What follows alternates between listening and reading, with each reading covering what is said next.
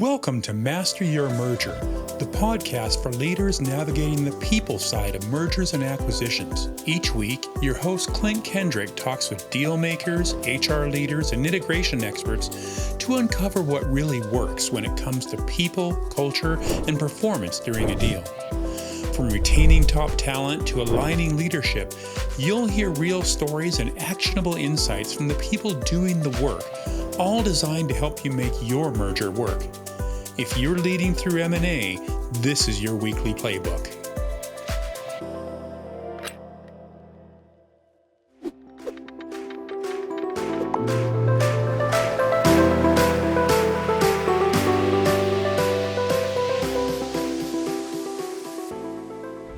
Welcome to the Master Your Merger podcast.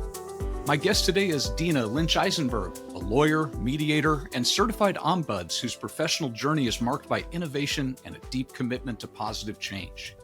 With over 3 decades of experience across industries, including work with St. Jude's Children's Hospital, Polaroid, Coca-Cola, Bolthouse Farms, and Twitter, Dina blends cutting-edge consulting strategies with a strong foundation in conflict resolution. At Twitter, she developed and served as the company's inaugural Ombuds, helping build a program to support a fast-scaling team. Today, Dina focuses on healthcare M&A, especially the high-stakes world of dental and medical group consolidation. Through her firm, Happy Practice Consulting, she helps organizations navigate post-merger integration, improving team alignment and removing barriers to sustainable growth. Dina, welcome to the podcast. Klint, I'm so excited to be here. I know we're going to have a fabulous conversation. You know, Dina, since we first started talking, it's been a couple of years. I have just been really fascinated by the work that you do. So I know this is going to be a great conversation. I always love where I'm going to learn a lot. Well, I hope that I'm going to be very useful and valuable to your audience. I love talking about ombuds because it is something people don't know about. Oftentimes they're struggling like, how do I say that word? And they have no idea what an ombud does. And so I love to explain, how helpful we are and how we work in the workplace. Yeah, I'm really excited for this conversation. So your background, Dina, you've done law, you've done mediation, and now you're doing this executive level ombuds work. Can you talk about your career journey and how that path led you to focus on post-merger conflict? Absolutely. I would like to say it's kind of like a patchwork quilt, if you will. So when I was in law school, it's very stressful. And so some of the ways that I would escape would be, going to the ballet and going to the museum, but also reading Travel and Leisure magazine. And in that magazine, there was a column from the Ombuds. And, it's a man talking about travel issues. How do you get reimbursed for lost luggage? What your rights are. And I thought, what a cool job that is. Yeah. I think it would be fascinating to do that. Then promptly forgot all about it. I went off to begin my legal career in healthcare, holding doctors accountable for sexual misconduct and chemical dependency. Really important work. The women that I worked with were not prepared to deal with the level of difficulty that they faced in trying to be heard and be acknowledged and to be made whole. So it's really important. I learned so much about how brave you have to be and how much it's important to have someone supporting you during that really uncertain and challenging time. I love doing that work, but as you can imagine, very emotionally taxing. Yeah. I still wanted to be helping people because that's why I went to law school, right? I learned from my parents and our experiences together that when you have the right knowledge, things go a little bit smoother for you. So I'm always interested in making sure that people have the knowledge they need to be empowered in their life. I left and I was consulting to different businesses around conflict resolution. And I started working with Bank of Boston. So anybody on the East Coast knows Bank of Boston. And we just had a little love affair, if you will. I love their personality. I love their values. I love their culture, very people-oriented. They loved her learning more about conflict management and using it as a growth tool to hold their community together. When they were acquired by Fleet, they were like, they do not get us. We are a people-focused company. They are a number-focused company. And the merger made a lot of sense, right? Because you need both of those things. But they were just very clear that they're not going to get us. Will you be our ombuds? And so That's how I made the transition from, being a mediator and, doing hundreds of hours of mediation work into being an ombuds, which is a similar role, but different. And for those who don't know, an organizational ombud is a conflict strategist who specializes in organizational conflict. And my role is kind of twofold.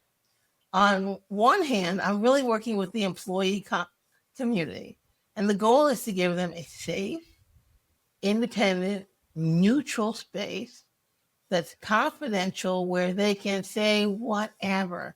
They can talk about their work experience. They can ask those weird questions that you're embarrassed to ask anybody else, or you don't want somebody to know that you asked that kind of question.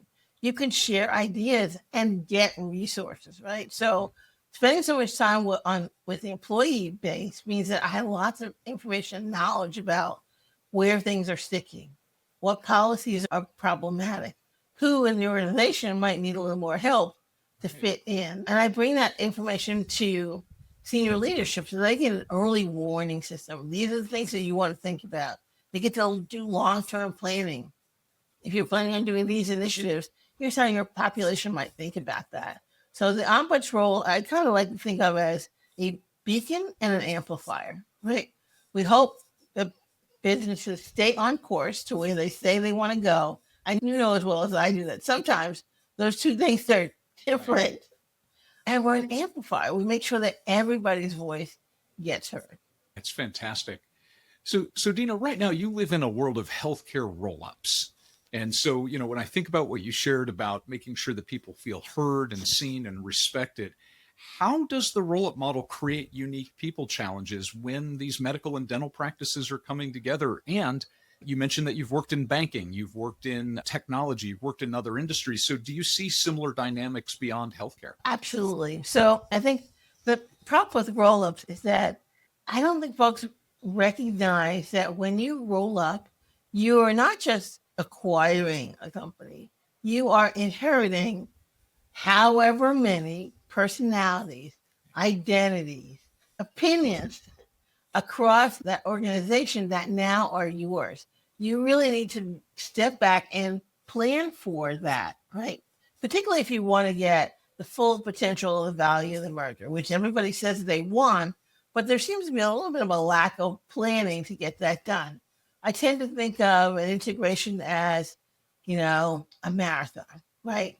And I'm from Boston, so I know a thing or two about marathons. And so it's a long track.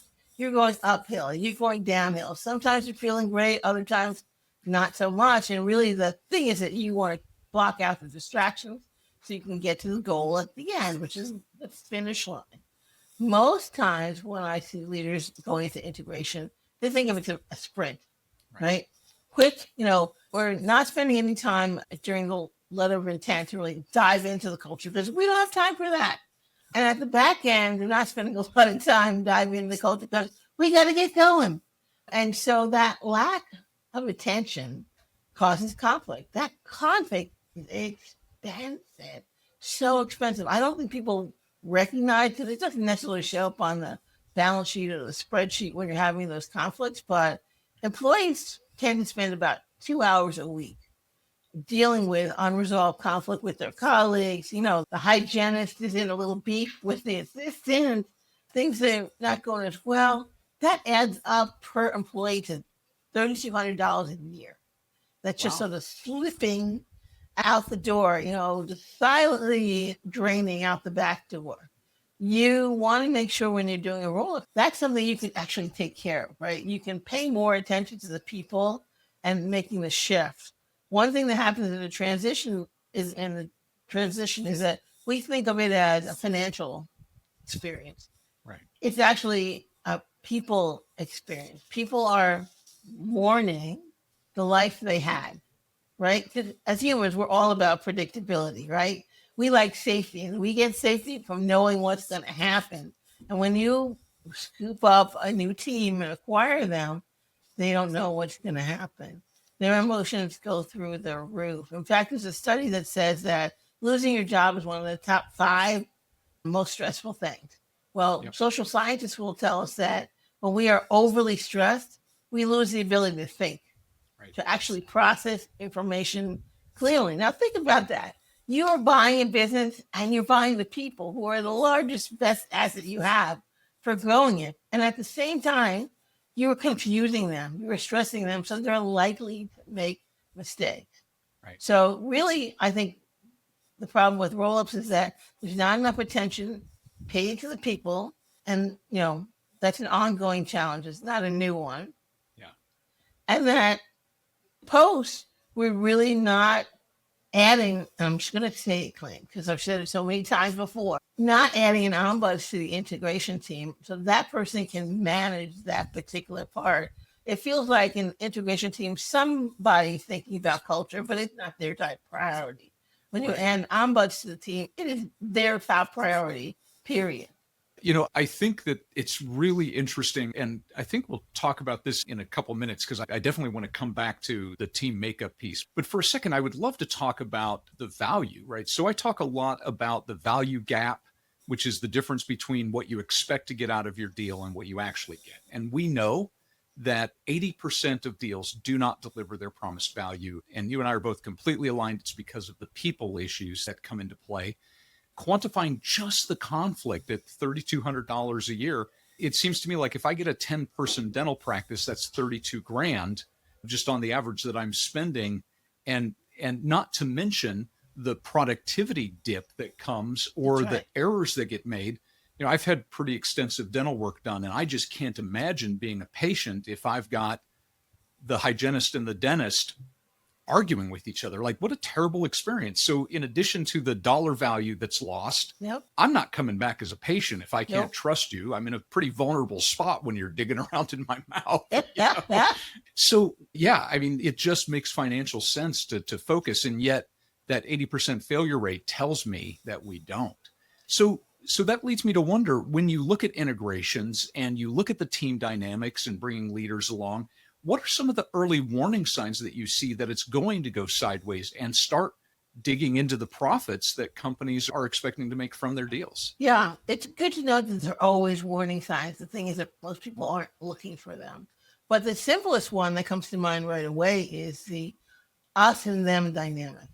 The legacy team is us, this is us, and then everybody else is them. And interestingly enough, it works on the other side too. So the newly acquired team is like, everything's about us and it's them. And if you can't get people to begin to shift to a unified we view, then you're going to have a lot of problems. And there's a myth or an assumption that will naturally happen. People will get to know. It doesn't naturally happen. You have to court that by building rapport. Each team has to understand, why are we merging, right? What is the value you're hoping to get? And frankly, most of us listen to What's in It for Me radio. So we want to know, and how will that change my life, right? Is that going to be a good thing or a bad thing? So you really have to focus on helping people understand that for them, what the change is going to be, and ask, what will that be like for you?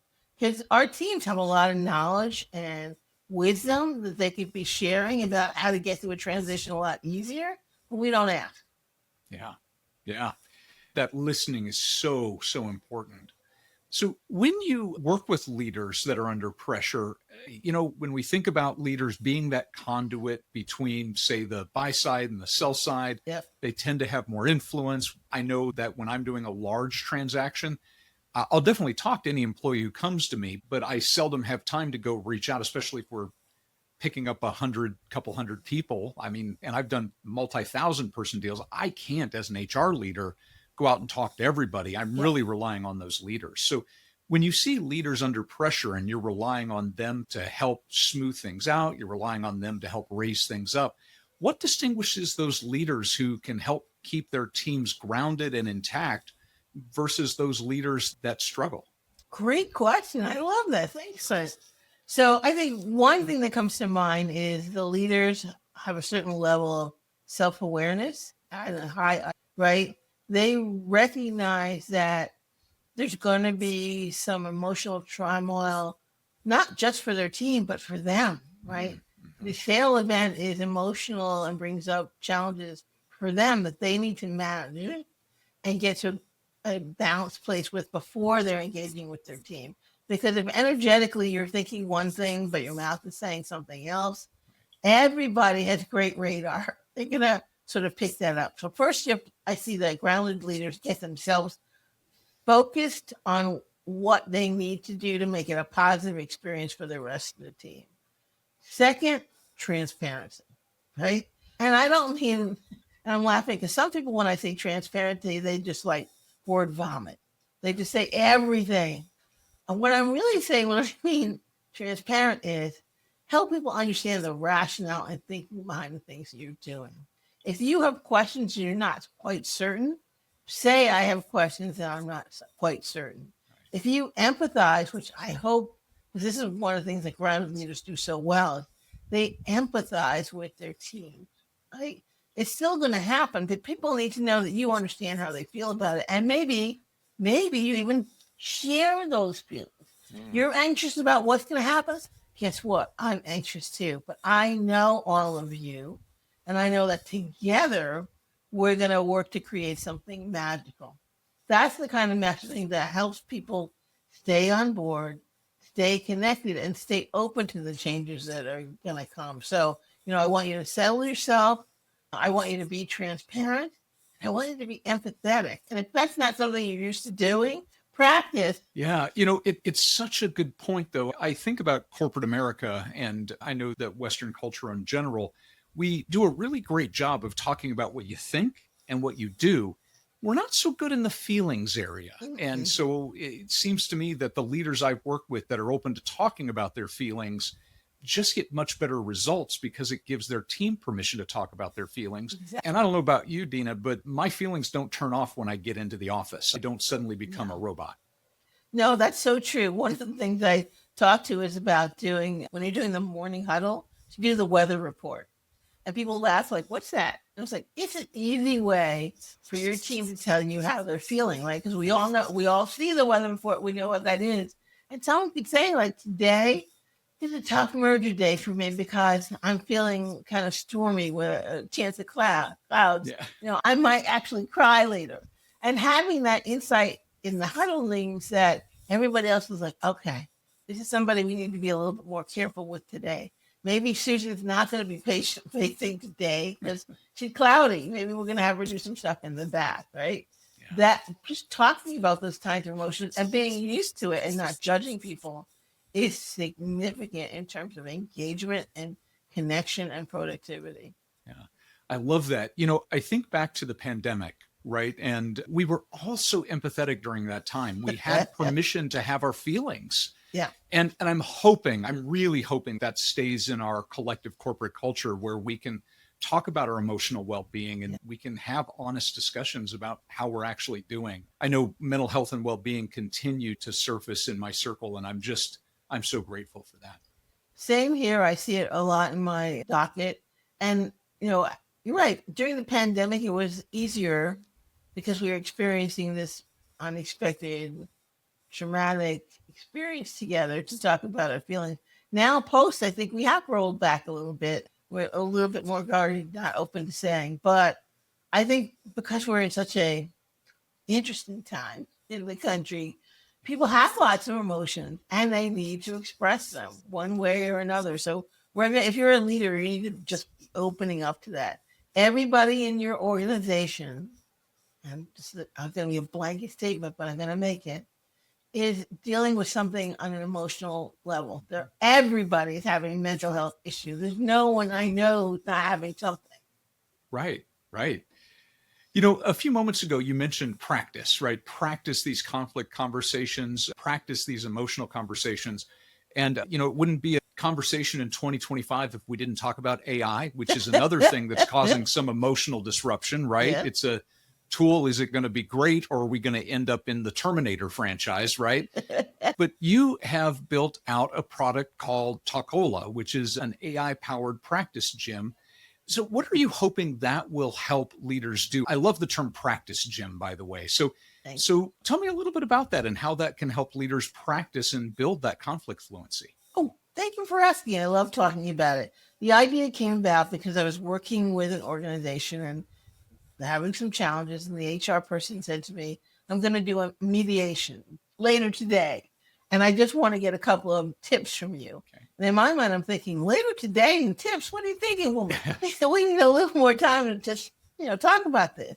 But, I gave her the tips, how to start the conversation, how to explain her role, how to facilitate the discussion. Because in corporate settings, it's not really mediation. It's like a facilitated discussion. And I sent her off and I, tapped her later and said, hey, how'd that go? And she said, terrible. Oh. And I said, why? And she said, well, I sat down and I had your words in my ears, but when I opened my mouth, I put my HR hat right back on and I ran it like a regular meeting. And we didn't get anything really accomplished. And in fact, I made things worse. Oh. So I was like, you know what? That was just practice.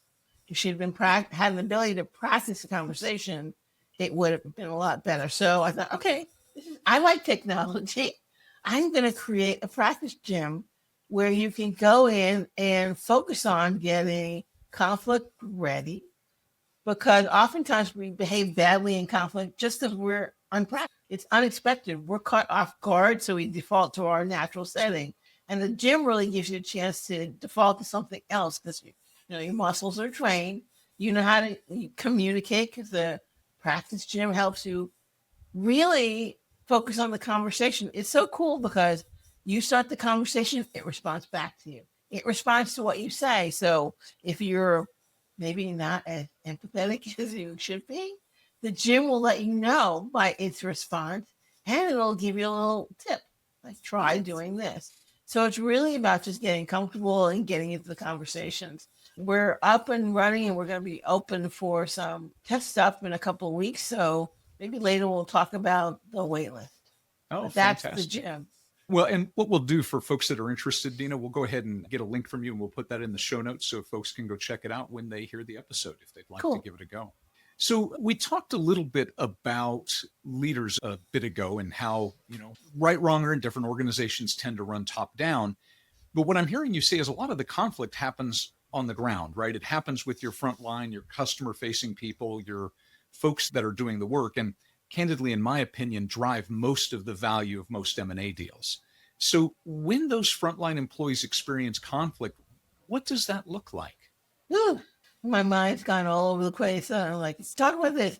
It looks like quietly sinking into a pit of mud, like quicksand.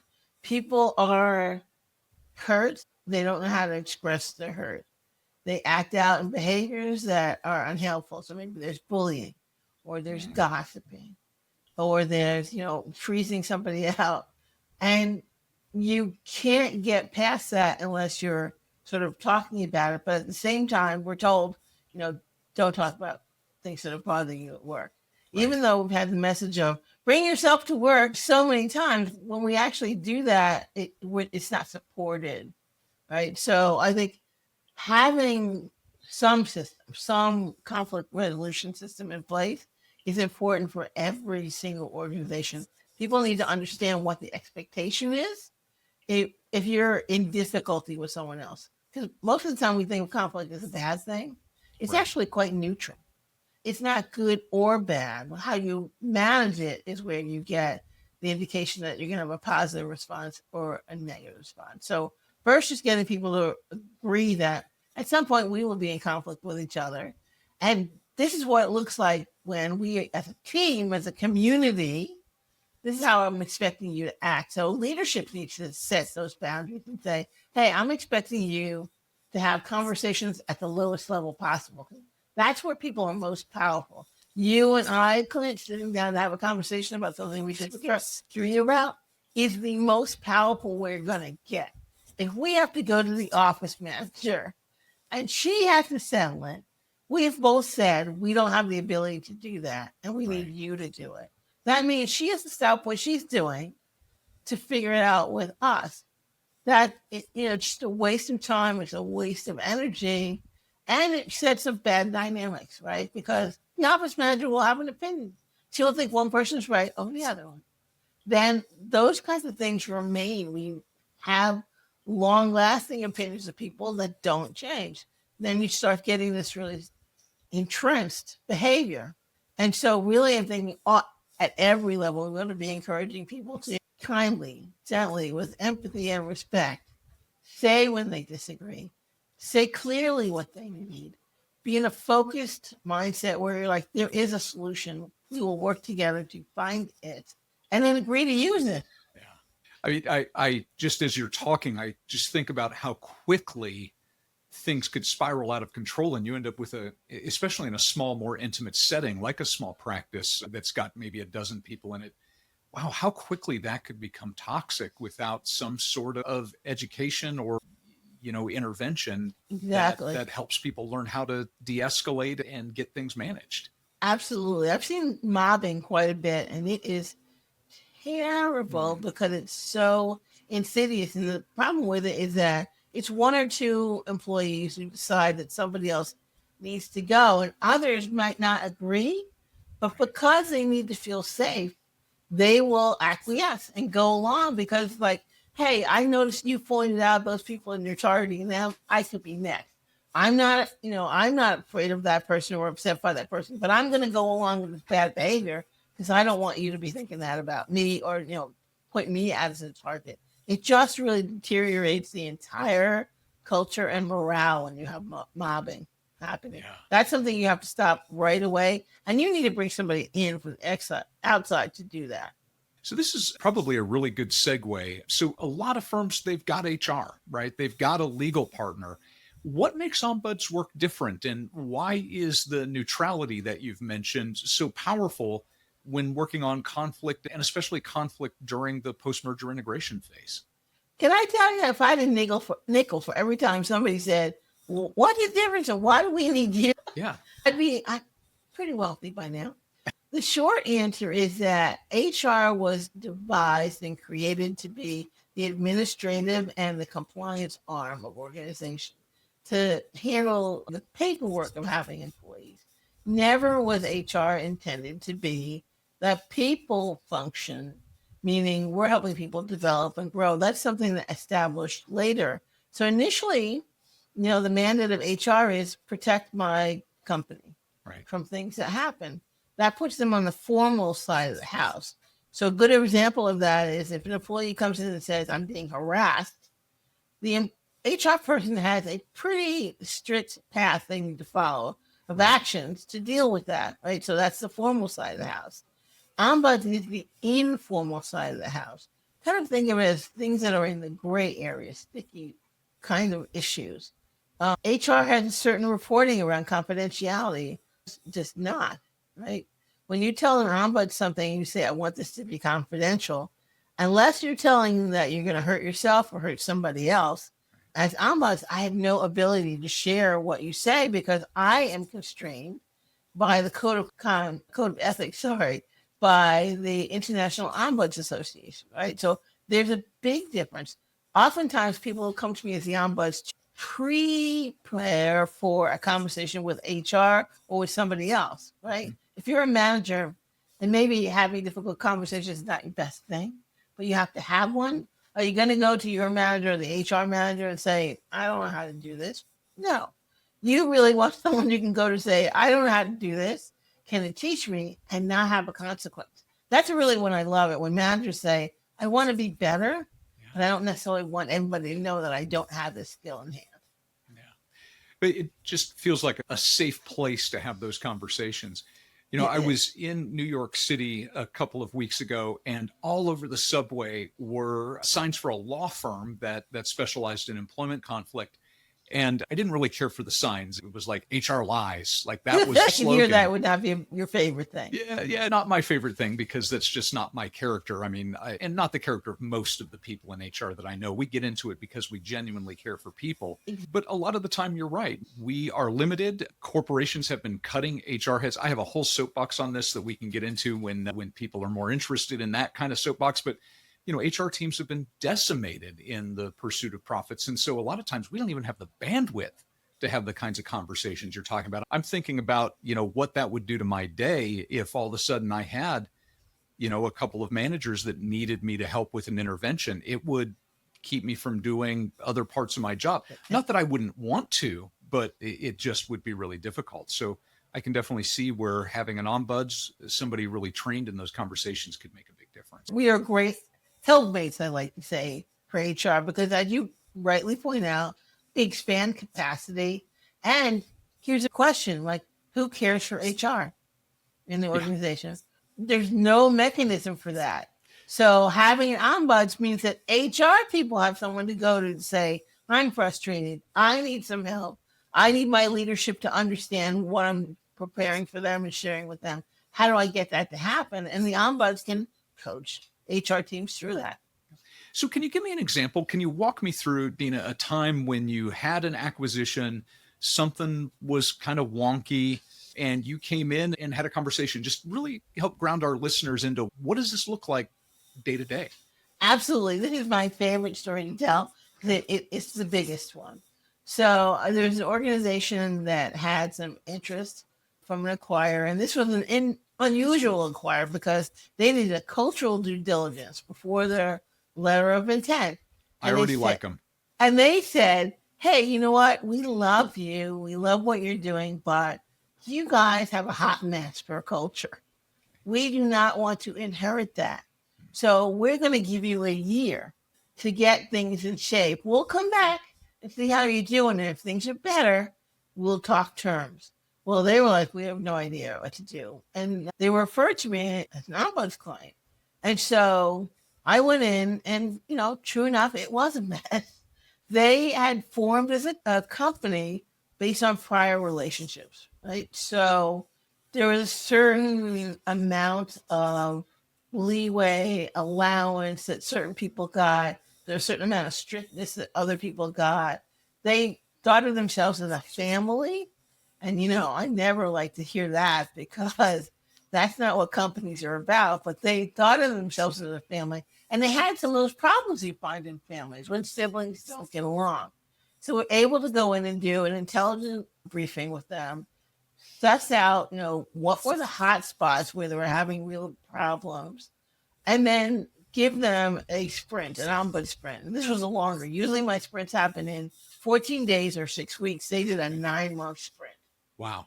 It was needed. And we really reset their culture. I like to say community because nobody joins a culture. They join a community.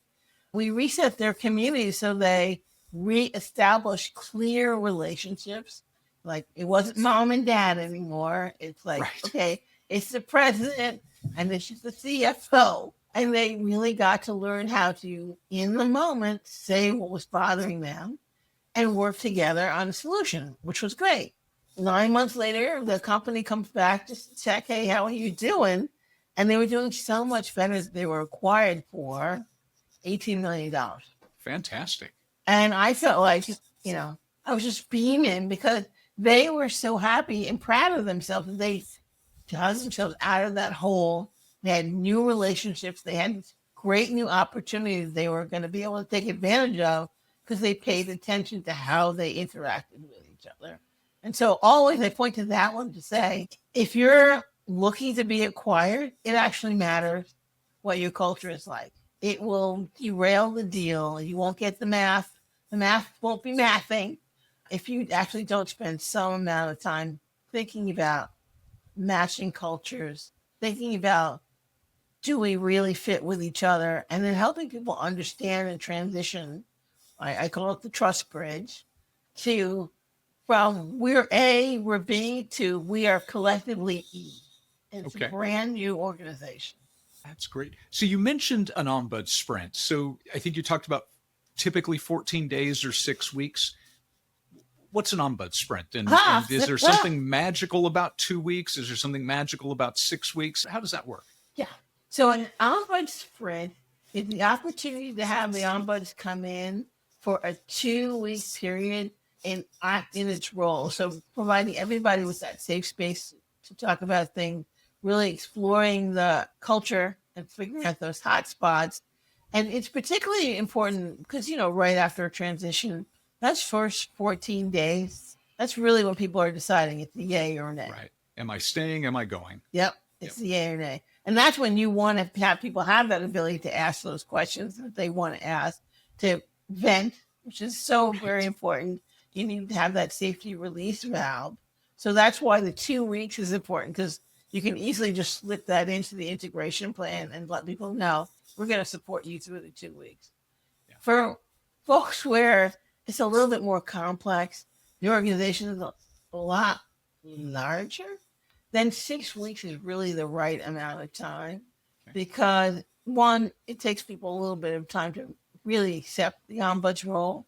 Folks are like, I'm kind of skeptical. You mean you don't really say my name? There's no attribution. I'm not going to get in trouble. And so you need the kind of 2 weeks to let people get used to it. And then the rest of the time is them actually calling, asking the questions, getting set up. Because really, there's new people, right? I have to learn all these new people, and I need some help doing that. And that's what the sprint does.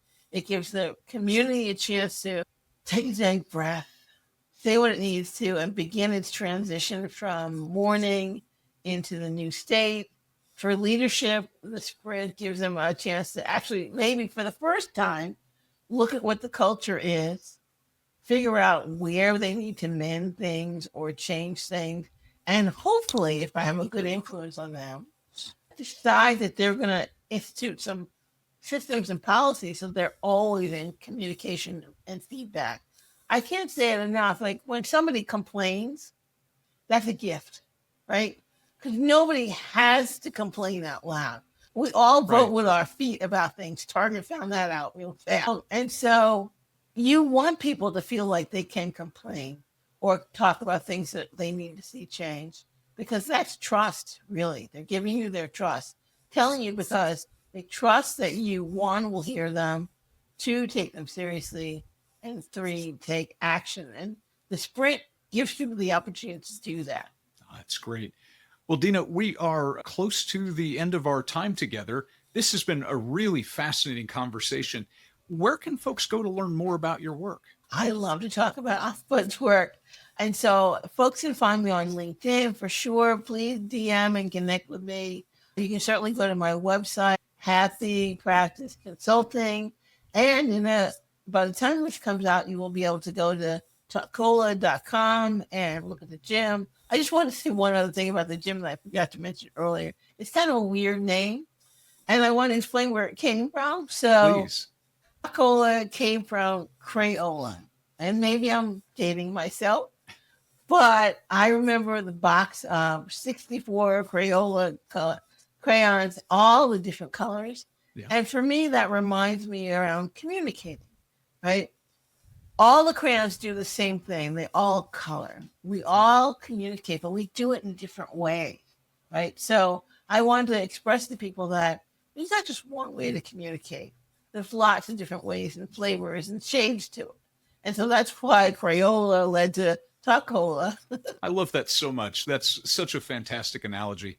And we'll make sure, Dina, that we get links to all those in the show notes in case folks want to click through. So again, Dina, thank you so much for your time. I've learned a lot from this conversation, and I hope that our listeners are thinking about ways that they can incorporate an Ombuds, or at the very least, a way to more actively listen during their post-merger integration phase. Thanks so much, Klint, for having me on. I really enjoyed our conversation and appreciate the opportunity to talk about Ombuds. Great. Thank you so much. Thanks for listening to Master Your Merger, hosted by Klint Kendrick.